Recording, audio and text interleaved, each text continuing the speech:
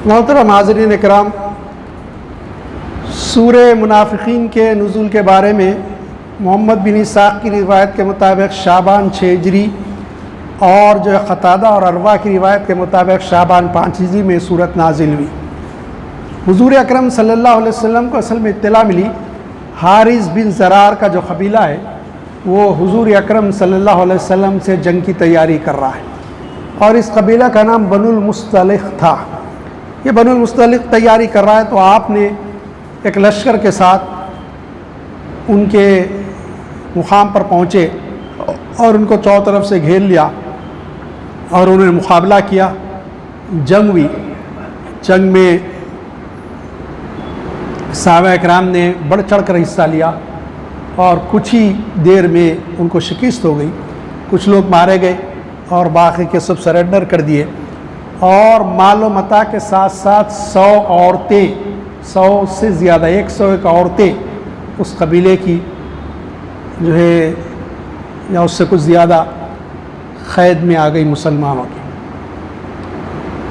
और उसमें हारिस बिन ज़रार भी था जो कबीले का सरदार था और उसकी बेटी थी जवेरिया, ये भी क़ैद में आ गई। अब ये हुआ कि जो है वहाँ एक कुआं था, कुएं पर जब पानी लेने के दरमियान एक अंसारी और एक महाजिर के दरमियान जो है झगड़ा हुआ, बहस हो गई, किसी बारे में तकरार हो गई। उसके बाद अंसारी ने अंसार को पुकारा मदद के लिए और महाजिर ने महाजिरीन को पुकारा। अब ये तो जानते हैं महाजिरीन वो लोग जो नबी करीम सल्लल्लाहु अलैहि वसल्लम के साथ मक्के से हिजरत करके मदीने मुनव्वरा आ गए थे, और अंसार उनको कहते हैं जो यसरब जिसका नाम था मदीना का पहले, वहाँ के मुकीम कबाइल थे। उसमें 2 मशहूर बड़े कबीले थे, औस और खजरज। औस के सरदार का नाम था साद बिन माज रज़ी अल्लाह ताला अन्हु, खजरज के सरदार का नाम था साद बिन अबादा रज़ी अल्लाह ताला अन्हु। और ये 2 के 2 कबीले पूरे के पूरे कबीले इस्लाम में आ गए थे और इन लोगों ने ही बहुत मदद की। दूसरे भी कबाइल थे मदीने में, वो भी इस्लाम में आ गए थे, वो लोगों ने भी मदद की, लेकिन ये 2 कबीलों ने जो बहुत ज़्यादा आगे बढ़ बढ़ कर इस्लाम की मदद की। नबी करीम सल्लल्लाहु अलैहि वसल्लम को इसने इत्तला दी कि एक अंसार और महाजिर में झगड़ा हो गया है और दोनों ने, अंसारी ने अंसार को और महाजिर ने महाजिर को मदद पुकारा और ये झगड़ा बढ़ने के करीब है, बड़ा हो जा सकता है। वसल्लम वहाँ पहुँचे, फिर फरमाया मा बालू दवा अल जाहिलिया, क्या हो गया तुमको? ये जाहिलियत का नारा कैसा नारा है, ये क्यों लगाया गया? तंबी की उनकी। और इरशाद फरमाया दाऊहा फ़इन्नहा मुनतनतुन, इस नारे को छोड़ दो, ये बदबूदार नारा है, ये तो इख्तिलाफात को हवा देने वाला नारा है, ये नारे को छोड़ दो तुम। फिर उसके बाद इरशाद फरमाया याद रखो मुसलमान जालिमों के मजलूम उसकी मदद करो। उस वक्त साहबा ने पूछा वसल्लम ये मजलूम की मदद तो समझ में आती, जालिम का उसको जुल्म करने से रोक दो। और कहा तुम आपस में एक दूसरे का भाई हो कलमे की बुनियाद पे, ये हसब की नसब की बुनियाद पे, ये जो है ग्रोह की बुनियाद पे, कबीले की बुनियाद पे, इलाक़े वारियत की बुनियाद पे, वतनियत की बुनियाद पे हम भाई नहीं है। याद रख लीजिए हम भाई हैं कलमे की बुनियाद पे। ये उस वक्त हुज़ूर ने इरशाद फरमाया। अब इसमें बाद में पता चला कि महाजिर थे, उन्होंने ज़ियादती की अंसार के साथ। अंसार का नाम था सन्नान बिन वाराह। ये अंसारी को ज़ख़म भी आ गया और हज़रत अबादा बिन सामित हज़रत अबादा बिन सामित रज़ी अल्लाह ताला अन्हु जो रूसा अंसार में से थे, उन्होंने उनको समझाया और सन्नान को रज़ी अल्लाह ताला अन्हु, उन्होंने उनको माफ़ कर दिया महाजिर को, क़िस्सा ख़त्म हो गया।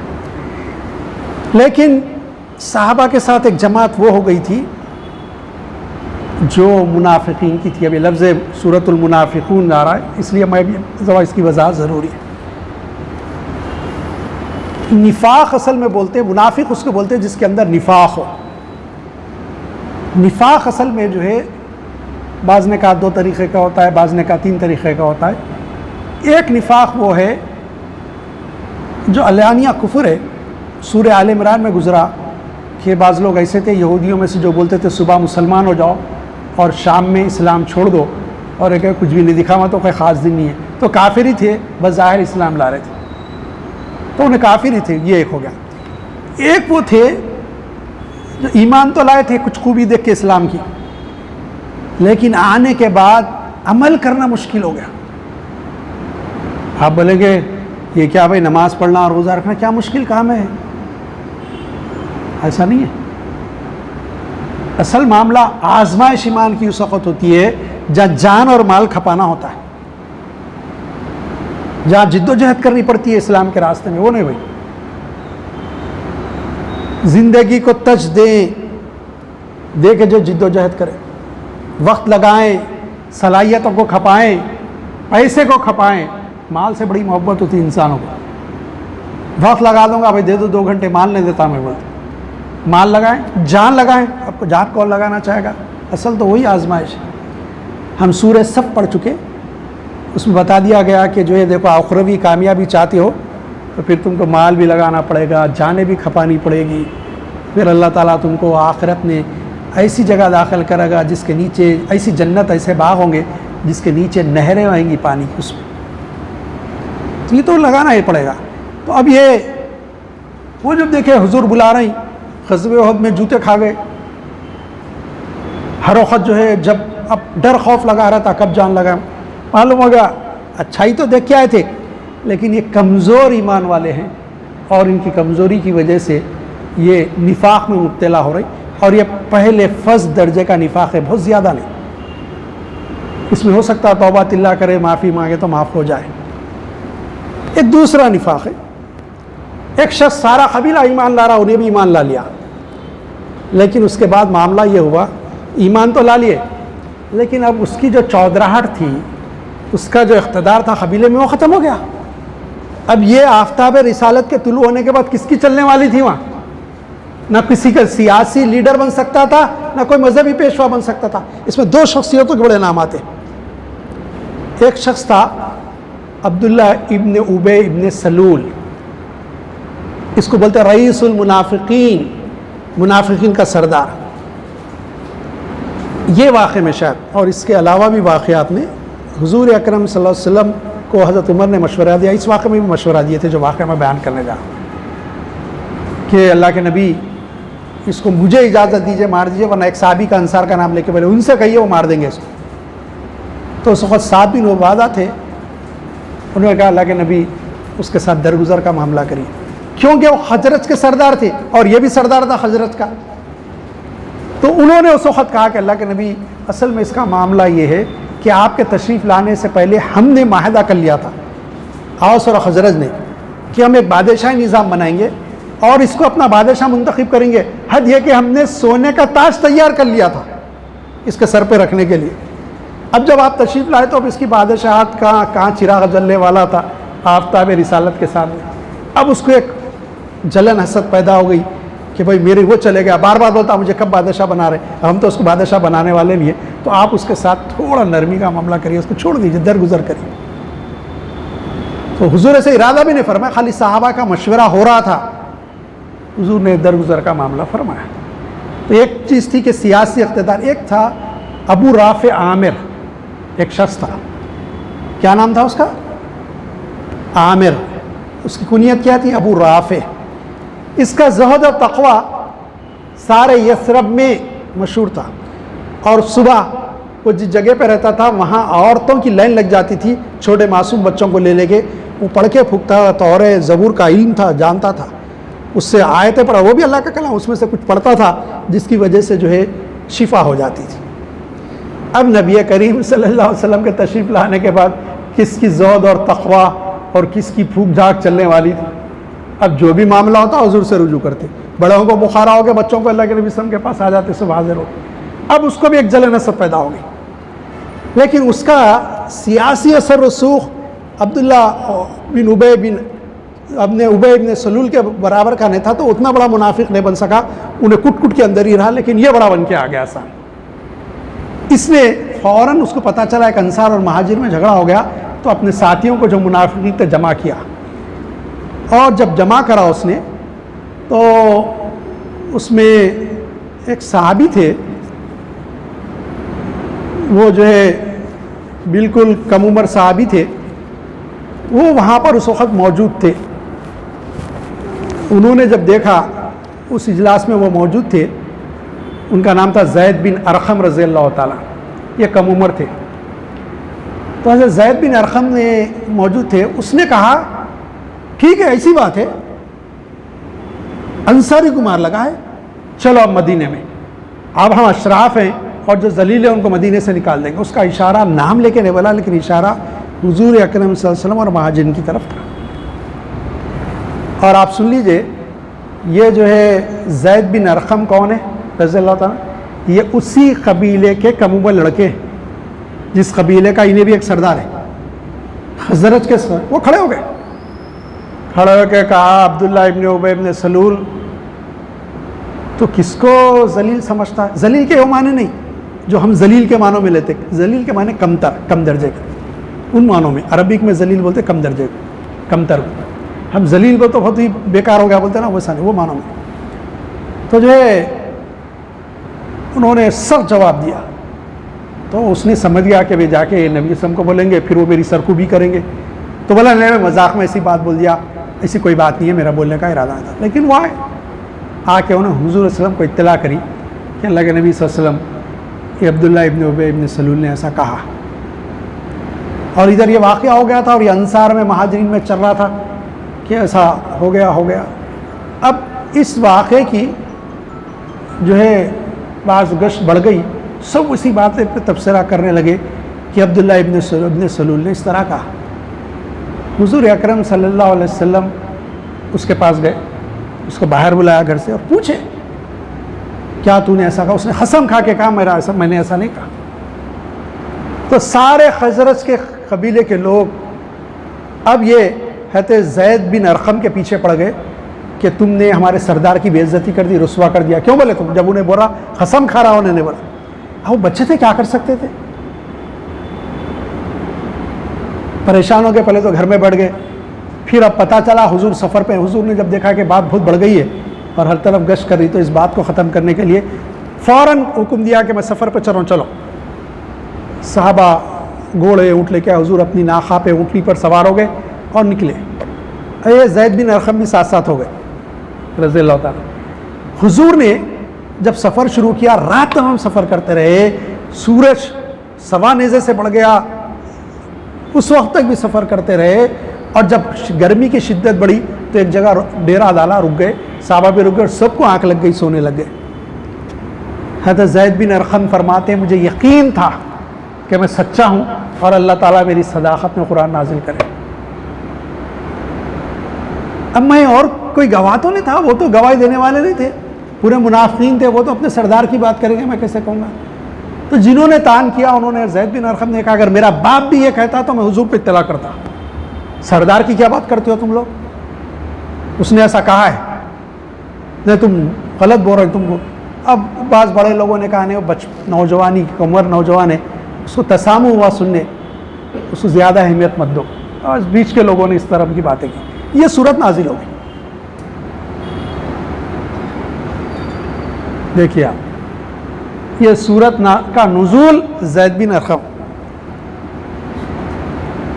तो अब ये बड़ी तादाद थी, 250 से 300 के करीब जो है मदीने मुनव्वरा में जो है मुनाफिक रहा करते थे, 250 से 300 के करीब। तो ये बड़ी एक तादाद मुनाफिकीन की वहाँ पर रहती थी। तो ये सूरत है। अब एक एक सूरत की आयत फिर उसकी तफसीर हम पढ़ेंगे इंशाअल्लाह। औज़ु बिल्लाहि मिनश शैतानिर बिस्मिल्लाहिर्रहमानिर्रहीम।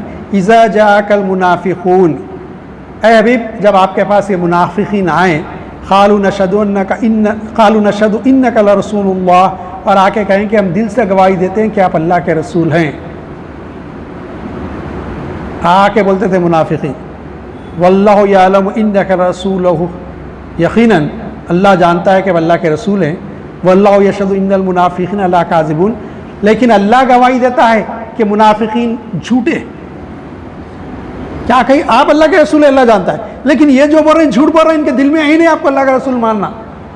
ये निफाक हो गया, अकीदे का निफाक, कि जाहिर कुछ बात इनको। असल में नफ़क़ा बोलते और दो सुराख या दो रास्ते वाला मकान। और जो एक जानवर भी होता उनके पास, वो जो बनाता, आपके पास आम तौर पे उस जानवर को आप घरों में वगैरह रहते, वो घूस जिसको बोलते हैं आमतौर पे, एक रास्ते से खोदो दूसरा रास्ता बना के भाग जाते, उस किस्म का अरब में एक जानवर होता, तो उसको कुछ और बोलते हैं, जुब वगैरह कुछ बोलते हैं, जुबन जुबन। तो वो जानवर दो रास्ते बनाता, उसको कुत्ते पकड़ने आते, कुत्ते जैसे इसके इधर से सुराख से घुसते दूसरे सुराख से फरार हो जाता। तो दो मुंह वाला, मतलब ज़ाहिरी एक बातिन है। अब मैं जब ये सूरत आपको पढ़ रहा हूँ तो याद रखिए, हम वो पहले दर्जे के मुनाफिक तो नहीं हो सकते, लेकिन अमलन निफाक हमारी ज़िंदगियों में, मैं ये बात कह रहा हूँ अमलन, हम में कह रहा हूँ मैं, आप में नहीं, हम में अमलन निफाक है। बाज़ औक़ात जब कुछ बात ऐसी होती है जो नागवार होती, अरे इस्लाम में ये कैकू है, ये क्यों है भाई, इस्लाम में ये नहीं होना था, ये है निफाक अमली। मैं ये नहीं करूँगा, नमाज पढ़ा लो पढ़ लूँगा, रोज़ा रह जाऊँगा, जिहाद नहीं करता, वक़्त आ गया, पैसे नहीं देता इस्लाम की इशाअत के लिए, माला मता नहीं लगाता, अरे साहब ये हराम काम है आप, अरे रहम दो हज़ार दुनिया में भी, ये निफाक हो गया अमल का। इस्लाम का कहना ये है, इंग्लिश में हम उसको कहेंगे take it all leave it all, लेना है तो पूरे का पूरा ले लो, माताकुम रसूलु फ़ख़ुज़ूहु वमा नहाकुम अन्हु फ़ंतहू, जो अल्लाह के रसूल देते हैं उसको ले लो, और जिससे मना करते हो उससे बच जाओ। या अय्युहल्लज़ीना आमनू उदखुलू फ़िस्सिल्मि काफ़्फ़ा, ऐ ईमान वालों पूरे के पूरे इस्लाम में दाखिल हो जाओ, थोड़ा थोड़ा नहीं चलने वाला है। बहुत सारे लोग साहब मैं दुनिया में भी हूँ दीन में भी हूँ, साहब आप दुनिया में हैं, अगर दीन के मुताबिक दुनिया को इस्तेमाल कर रहे हैं तो फिर ईमान वाले, वरना फिर आपका सिर्फ शुमार भी मुनाफिकीन में। सुन लीजिए कान खोल के, मतलब कारोबार मर्जी से करूंगा नहीं चलेगा। इस्लाम जो हुदूद कायम करा है कारोबार करने के, माल धोखे से नहीं बेचेंगे, कम तोल के नहीं बेचेंगे, झूठ बोल के नहीं बेचेंगे। अब हमारा तो मामला, कहने की इजाज़त दें आप लोग मुझे, लोगों की जायदादों पे कब्ज़ा कर लेंगे, फ्लैटों पे कब्ज़ा कर लेंगे, दूसरे आदमी को उसके टक्कर के लेके आए तो बोलेंगे अच्छा इतने लाख दो छोड़ दो, नहीं तो नहीं। ये हराम की आमदनी है नहीं। ऑफिसों में काम कर रहे हैं, सो दूसरा ले रहा, साहब उन्हें तरक्की कर रहा, मैं भी रिश्वत लेता हूँ, नहीं चलने वाला। ज़िंदगी में या तो पूरा दीन हो या फिर दीन से बाहर ही हो, जो आपकी ज़रूरत ही नहीं है अल्लाह को। उसकी बहुत मखलूक है उसकी तस्बीह पाकी बयान करने वाली, पूरे दुनिया के मुसलमान भी उसकी पाकी बयान नहीं करें तो उसको कोई फ़र्क होने वाला नहीं। ये बात जहन में रखिए पूरे के पूरे। अब आम लोगों को जिनको नहीं मालूम है उनके बारे में बता फुका बोलते हो, बेचारों को मालूम ही नहीं दीन, उस तक दीन ही नहीं पहुँचा, उन्हें समझ रहा ऐसा करना चाहिए, वो कर ले रहा, तो हो सकता अल्लाह उसको माफ़ कर दे, हमको नहीं मालूम, अल्लाह गफूर रही। लेकिन उसकी भी जिम्मेदारी थी मालूम करता, कोई काम करने से पहले ये हलाल है कि हराम है, किसी चीज़ में जाने से पहले। तो याद रखिए हम अपने बारे में सोचें, कहीं मेरे में निफाक तो नहीं आ रहा, मैं अपना जायज़ा लूँ, आप अपना जायज़ा लीजिए। ये बहुत ख़तरनाक चीज़ है, याद रख लीजिए। इसलिए इस ख़तरनाक चीज़ है, निफाक के बारे में आया कि बेशक मुनाफिकीन दोज़ख के सबसे नीचे सतह पर रहेंगे, जहाँ सबसे ज़्यादा अज़ाब होगा, मुशरिक और काफिरों से बढ़ के ख़तरनाक दोज़ख में रहेंगे। क्यों? ईमान को जानता था, ईमान लाया भी था, लेकिन अमलन निफाक करा, अक़ीदे का निफाक तेरे में आ गया, इसलिए जा सबसे नीचे। बहुत ख़तरनाक सज़ा होगी मुनाफिक। फिर साहबा कैसा डरते थे, मैं आगे बढ़ने से पहले ये समझाना बहुत ज़रूरी है। हज़रत उमर रज़ियल्लाहु ताला को पता था कि हज़रत हुज़ैफ़ा इब्नुल ईमान रज़ियल्लाहु ताला, ये वो जय्यद साहब, ये सिर्रुन नबी का खिताब था, नबी के राज़दार, हुज़ूर की हर बात मालूम रहती थी उनको, हुज़ूर बताते भी थे उनको। एक मरतबा आपने बता दिया कि जो है तकरीबन लगभग 300 आदमी के नाम लेके मदीने में मुनाफिकीन है। फिर फरमाया हुज़ैफ़ा किसी को नहीं बताना। हुज़ैफ़ा दुनिया से पर्दा फरमाए, हज़रत अबू बकर सिद्दीक़ 2.25 साल हुकूमत करे, हुक्मरान खलीफात रहे, उनके बाद फिर हज़रत उमर खलीफा बने। है तो उमर ने एक मरतबा पूछा, हुज़ैफ़ा अब मुझे बताओ मुनाफिकीन कौन है, ताकि उनको मैं नज़र रखूँ। तो कहा कि मैं नहीं बता सकता। तो कहा कि अब तो अल्लाह के नबी नहीं है, तो उन्होंने कहा कि अल्लाह के नबी ने मुझसे ये नहीं फरमाया था कि मेरे बात बता दो। अल्लाह के नबी ने फरमाया था मुझे नहीं बताओ, मैं किसी को नहीं बताने वाला, आप कुछ भी कर ले मैं नहीं बताने वाला। तो अच्छा कहा कम से कम ये बता दो, उमर का नाम तो नहीं है उसमें। अब ज़रा आप सोचिए, अशरा मुबशरा के दूसरे साहबी, अहले सुन्नत वल जमात के बाद दर्जों में दूसरा नंबर अबू बकर सिद्दीक रज़ियल्लाहु अन्हु के बाद उनका नंबर, और खिलाफत का दौर मुसलमान नहीं दुश्मन इस्लाम के कहते हैं इस्लाम का गोल्डन पीरियड था तो उमर का दौर था रज़ियल्लाहु ताला। वो कह रहे हैं कि मेरा नाम तो नहीं है कि उसमें, कामिर आपका नाम नहीं है उसमें। कहा ज़रा बैठ जाओ, एक फेरिस निकाले अंदर से, कहा मैं गवर्नर बना के लोगों को भेज रहा हूँ, इसमें देख लो कि कहीं किसी गवर्नर को तो मैंने बना दिया, ये तो देख के बोलो। उन्होंने पूरी लिस्ट पढ़ी, कहा अमीरुल मोमिनीन इसमें कोई मुनाफिक नहीं। कहा अल्हम्दुलिल्लाह, अल्लाह का शुक्र है, अल्लाह ने उमर को इतनी सलाहियत दी कि किसी मुनाफिक को नहीं डाला। हम अगर जब ये पढ़ते तो मैं ये नहीं सोचता हूँ ये मेरे बारे में होगा, मेरा काम है मैं जब पढ़ रहा हूँ तो सबसे पहले मैं सोचूं कहीं आया था मेरे बारे में तो नहीं, अमल में कहीं निफाक तो नहीं कर रहा हूँ। इसी तरह आप सुन रहे, आपकी जिम्मेदारी आप सोचें कहीं मेरे बारे में तो नहीं है, जब ही हमारी ज़िंदगी दुरुस्त हो सकती है। अल्लाह ने चाहा, अल्लाह ने हिदायत दिया। अल्लाह ने फरमाया बेशक ये मुनाफिकीन और झूठ बोल रहे हैं कि वो दिल से तस्दीक करते हैं, अब अल्लाह के रसूल गलत बात है, इनका दिल ये नहीं बना। इत्तखज़ू अयमानहुम जुन्नतन फसद्दू अन सबीलिल्लाह, इन लोगों ने अपनी खस्मों को अपनी जान और माल बचाने के लिए सिपर बना रखा है, और ये फिर लोग दूसरे लोगों को भी राह से रोकते हैं। अब ये खस्में खा खा के जो कह रहे हैं आप अल्लाह के रसूल हैं, असल में आप के ज़रिए अपनी जान और माल की हिफाजत चाहते हैं। साहबा का तो मामला था, इधर इशारा हुआ उधर सर कलम करने तैयार रहते थे, बाप का सर बोले उतारने लेने। कैसे? उसमें जब इसने ये कहा कि जलील लोगों को निकाल देंगे, अब्दुल्ला इब्न उबय इब्न सलूल के एक बेटे थे, उनका नाम भी था अब्दुल्ला। अरबों में बाप का नाम बेटे को रखते थे, अपने पास बड़ा मायूब समझते। उनका नाम था अब्दुल्ला बिन अब्दुल्ला इब्न अबी इब्न उबय इब्न सलूल रज़ियल्लाहु ताला। पक्के मोमिन, बाप मुनाफिकीन का सरदार और ये मोमिन इनमें पक्के मोमिन। उनको किसी ने बताया कि तेरा बाप ऐसा कह रहा है। कहा ऐसा, आज मैं देखता हूँ कि कौन इज्जत वाला है। मदीने के करीब, सरहद के करीब आके रुक गए, इंतज़ार करने लगे। जैसे ही बाप आया, बाप के ऊँट को बिठा दिया नीचे। अब ये नौजवान थे, अब उन्हें ज़रा उम्र को पहुँच चुका था, तो उसने कहा कि बेटे ये क्या है? तो ये माँ कहो बाबा तुम ज़बान से कि तुम जलील हो, नबी करीम सल्लल्लाहु अलैहि वसल्लम और महाजरीन और मुसलमान इज्जत वाले। और उसने कहा मैं तेरा बाप हूँ, कहा मैं अंदर जाने नहीं दूंगा। तो मैं एक रिवायत में आता है कि हुजूर को पता चला, बोल भेजे, एक रिवायत में आता है कि हुजूर तशरीफ़ ला रहे थे। हुजूर ने देखा कि ये चीख चीख के कह रहा है कि मैं जलील हूँ, नबी करीम सल्लल्लाहु अलैहि वसल्लम और सहाबा उनकी जमात इज्जत वाली है। नबी करीम सल्लल्लाहु अलैहि वसल्लम ने पूछा अब्दुल्ला क्या है? कहने लगे नबी ये इसने आपसे ऐसे कहा इसलिए मैंने इसको रोक दिया। कहा अब्दुल्ला मेरा हुक्म है, इसको छोड़ दो, जाने दो। जब हुजूर का हुक्म था, जब अंदर आने दो। हज़रत उमर रज़ियल्लाहु ताला अन्हु ने जब मैं आपसे सुनाया था, कहा कि इसको कत्ल करने कह रहे, फिर हज़रत अब्दुल्ला को इत्तला मिली कि हुजूर के पास मुशावरत चल रही है उनके बाप को कत्ल करने। आए वो आके कहेगा नबी गुजारिश है मेरी। तो बोले क्या है? आपने मेरे बाप को कत्ल करने का इरादा फरमाया क्या?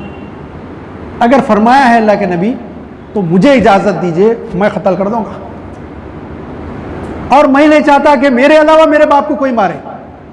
क्या ऐसा ना हो कि कोई मुसलमान मेरा भाई जाके मेरे बाप को मार दे और वो मदीने में फिर घूमते फिरते मेरी नज़र में कभी आए और मेरे को बाप की मोहब्बत कभी आ जाए, मैं उसको गुस्से में मार दूँ, बिलावजह एक मुसलमान को मारने का गुनाह मेरे सर आ जाएगा, मैं मार दूंगा तो कैसे ख़त्म हो जाएगा। तो समझे फरमाया अब्दुल्ला मैंने कोई ऐसा इरादा नहीं किया मारने का तेरे बाप को। चले गए।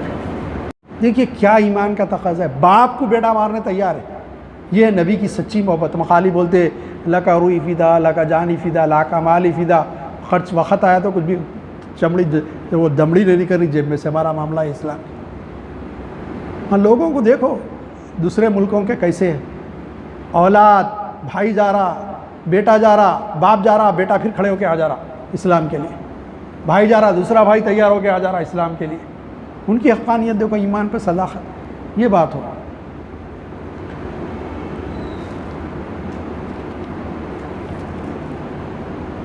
फरमाया इन्नहुम सअ मा कानू यामलून, बेशक उनके अमाल बहुत ही बुरे हैं। निफाक का अमल बहुत बुरा है। किसका फ़ोन है? देखो एक बार बात कर लो। हाँ, फ़ोन करके बात करो, बोलो दर्श मैं रोकता हूँ थोड़ी देर, फिर वो डिस्टर्ब होता नहीं तो रिकॉर्ड पूरा लो। तो ये है कि जो है कहा इनके बहुत बुरे अमाल हैं। ज़ालिका बिअन्नहुम आमनू सुम्मा कफ़रू फतुबिया अला क़ुलूबिहिम फ़हुम ला यफ़क़हून, और ये इस सबब से कि ये लोग ज़ाहिर में ईमान लाए, फिर कलिमात कुफ्रिया कहकर काफिर हो गए। कुफ्रिया कलिमात बोले, सूर की शान में गुस्ताखी करे, तो अल्लाह ताला ने उनके दिलों पर मोहर कर दी। अब अल्लाह ताला उनके दिलों पर मोहर कर दिया, अब ये हाल में मरेंगे।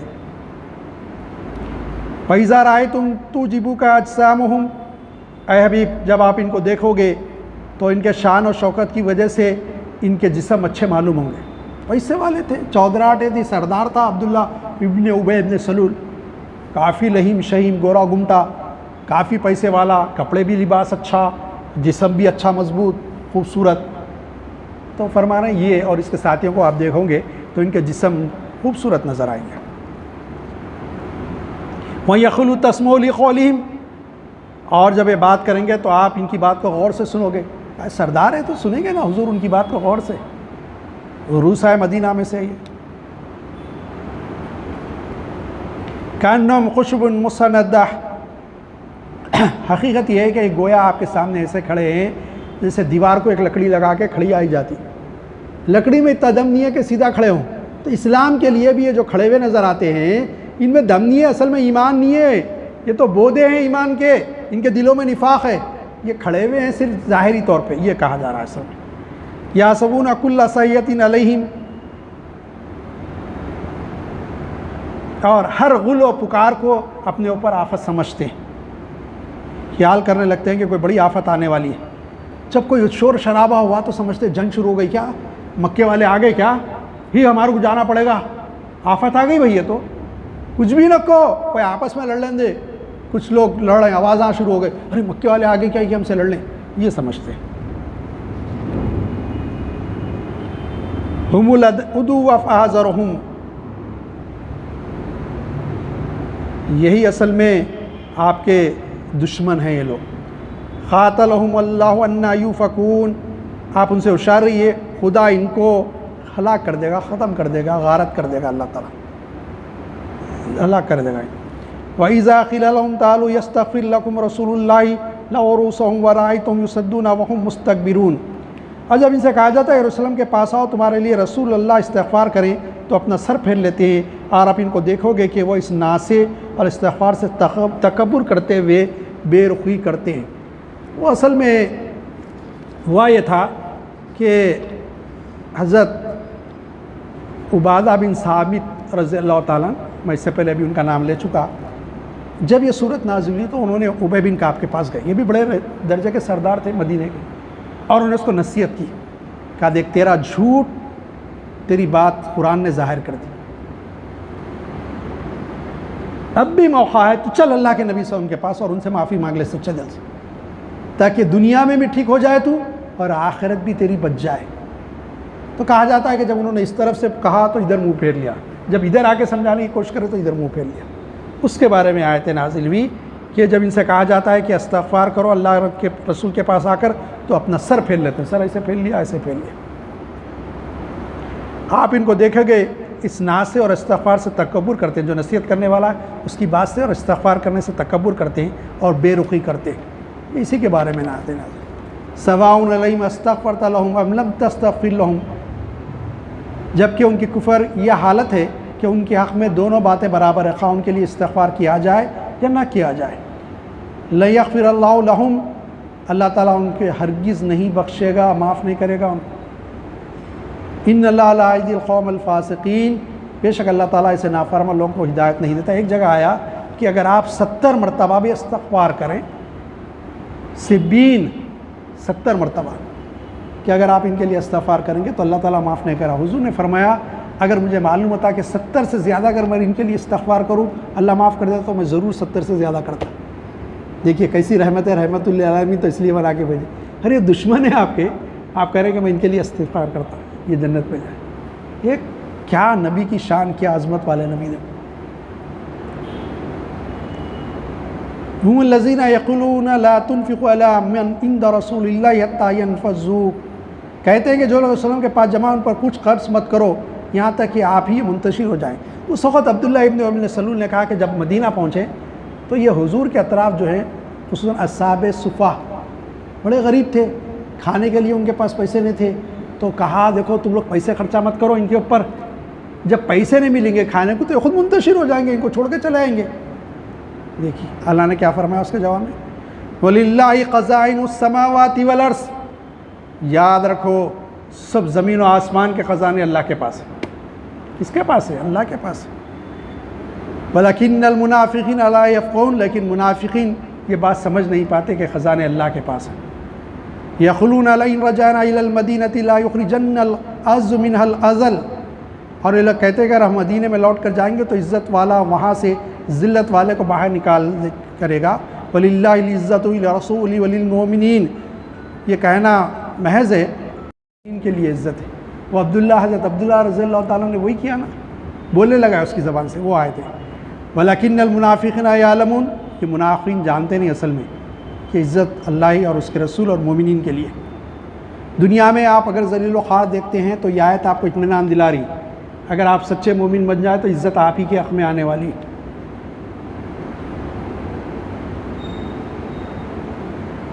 इज़्ज़त आप ही के हाथ में है। वो इकबाल का कहना कि जो है रहमतें हैं तो तेरी अगार के काशानों पर, बर गिरती है बेचारे मुसलमानों पर नहीं है।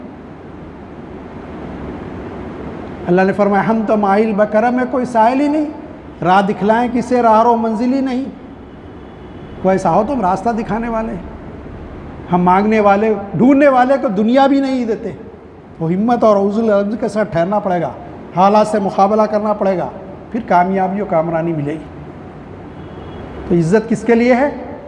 ईमान वालों के लिए, मुसलमानों के लिए।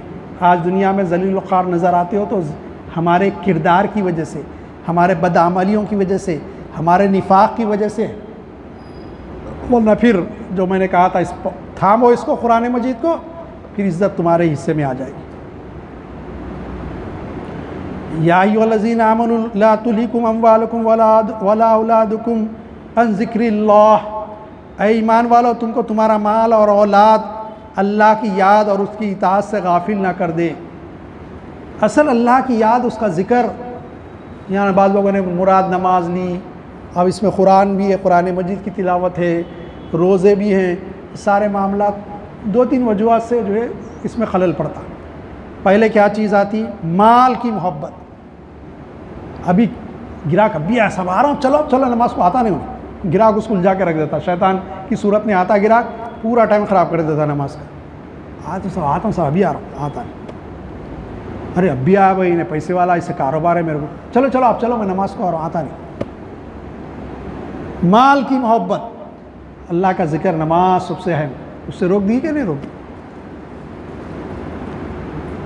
फिर फरमाया तुम्हारे अम्वाल वला औलादुकुम, और तुम्हारी औलाद। यहाँ औलाद से मुराद एक तो अपनी औलाद को भी लिए, खैश व क़रीब रिश्तेदार दोस्त अहबाब के लिए।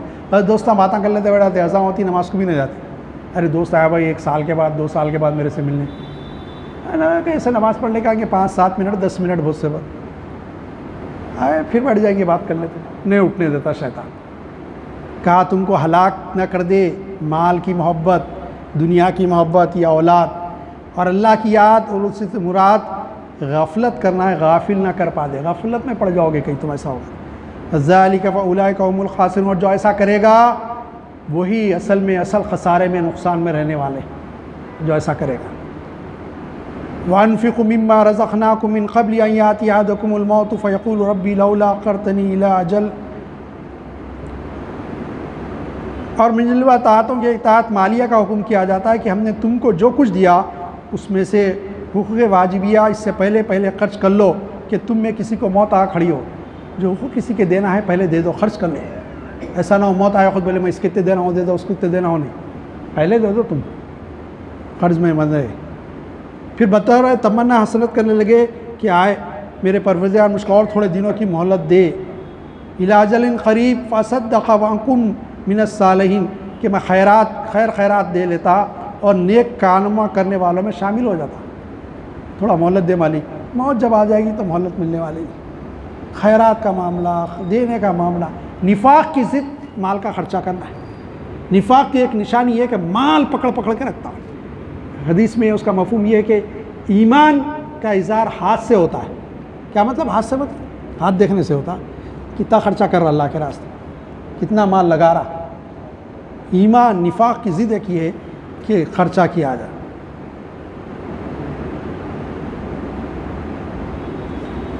अब यहाँ पर एक वाक़या और है। ये आयत जब आई, ये आयत भी उन लोगों के बारे में आई जो ये माल रोकने की बात कर रहे थे। अब इस ग़ज़वे में मैंने आपसे कहा था कि हारिस बिन ज़रार की एक बेटी जवेरिया भी आई थी, और जब ये औरतों को बांटा गया तो एक साबी रसूल थे, साबित बिन क़ैस रज़ी अल्लाह ताला। क्या नाम था उनका? साबित बिन क़ैस रज़ी अल्लाह ताला। इनके हिस्से में ये आ गई, तो ज़ाहिर है बांदी बन के आ गई। चाहे तो अपने इस्तेमाल में रख सकते थे, लेकिन क्या बात थी, मालूम का इरादा हुआ कि इसको छोड़ दें। लेकिन उन्होंने इरादा किया कि बांदी को कहा कि इतने पैसे दो, तुमको मैं इजाज़त देता हूँ, तुम मेहनत मजदूरी करो, तिजारत करो, जो करते करो, करके मेरे को इतने पैसे दो, मैं तुमको आज़ाद कर देता। बहरहाल वो जब घर में थी उनकी, तो घर वालों का रख रवैया देखा था शायद, किसके हज़रत साबित बिन क़ैस रज़ी अल्लाह ताला, और ये इस्लाम पसंद आ गया उसको, तो वो मुसलमान हुआ। अब वो हुजूर के पास आई, आके अल्लाह के नबी, मैं जवेरिया जो है सरदार की बेटी हूँ, और मैं जो है साबित बिन क़ैस को दी गई थी, और उन्होंने मेरे पे इतना पैसा मुकर्रर किया है, और मैं उतने पैसे दे नहीं सकती। और मैं हारिस बिन ज़रार जो बड़ा सरदार है हमारे इलाके का, जिसको आपने शिकस्त दे दी, उसकी बेटी हूँ, और मैं सच्चे दिल से मुसलमान हो चुकी। हुजूर आकर तुमने फरमाया, ठीक है मैं तेरे को आज़ाद किया, लेकिन मेरा इरादा है कि तुझसे निकाह करूँ, तेरे को मंजूर है?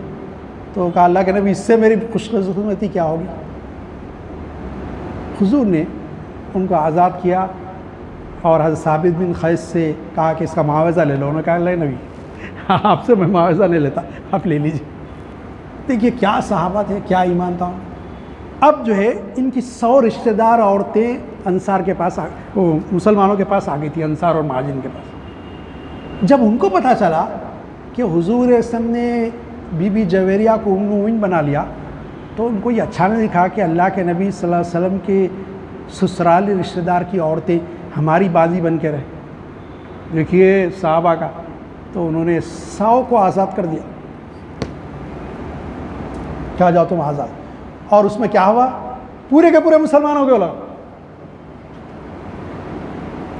बीबी जवेरिया फरमाती हैं कि मैंने इस जंग से पहले, ग़ज़वे से पहले 3 दिन पहले ख्वाब देखा, यसरब से एक चाँद निकला, तुलू हुआ और मेरे गोद में आके गिर गया। मैंने इत्तेफाक से किसी से एक ने कहा, और आज ख्वाब की ताबीर पूरी हो गई, वो जो मदीने का चाँद था मेरा शौहर नामदार बन गए। और फिर एक मौजिज़ा देखा इनके वालिद ने, तो जो है इनके जो वालिद थे उन्होंने एक मौजिज़ा देखा कि जो वो मौजिज़ा देखने के बाद जो है ईमान लेके आ गए वो भी हुजूर अकरम सल्लल्लाहु अलैहि वसल्लम पर। जब उन्होंने हारिस बिन ज़रार, वो भी सहाबियत के दर्जे को पहुँच गए, उनका ईमान लाना था, सारा कबीला तकरीबन पूरा ईमान ला लिया।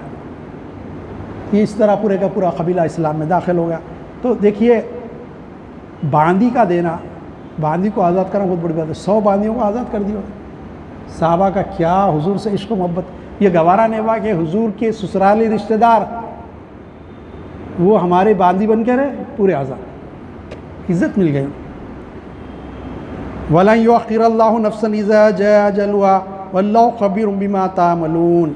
और अल्लाह ताला किसी शख्स को जबकि इसकी मियाद उम्र मुकर्रर कर दी, हरगिज़ मोहलत नहीं देता। जब मौत आती किसी को मोहलत नहीं दी जाती, एक साह, एक सेकंड भी आगे पीछे नहीं, जब वक्त है जब ही होंगे। वल्लाहु खबीरुम बिमा तामलून, और अल्लाह को तुम्हारे कामों की खबर है, वो वैसे ही जज़ा के मुस्तहिक़ होंगे जिस तरह का अमल करेंगे। अज़ीज़ान गिरामी, ये सूरह मुनाफ़िकून यहाँ ख़त्म हुआ।